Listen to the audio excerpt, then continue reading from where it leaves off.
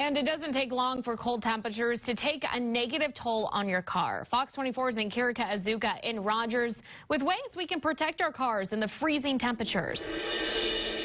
Our cars are expensive investments, and we want to make sure to keep them in good working order. And our weather's been all over the place, but it's not too late to protect your cars against any more cold weather we might have. And today I have Stephen Carmen, who is a mechanic with NWA Mobile Auto Services, to talk a little about what we can do. So what are some common issues you see with cold weather in cars?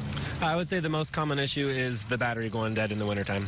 So what can we do to, like what should we look for when it comes to our batteries and keeping it good?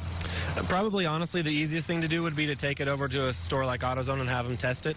They'll test it for free, and if you're not sure where the battery is in your car, like for example, this Ford Escape that we're looking at right here, you open up the hood and you don't see the battery. You might expect to see the battery, but in a lot of cars, the battery is maybe in the trunk or in the fender or in the back seat.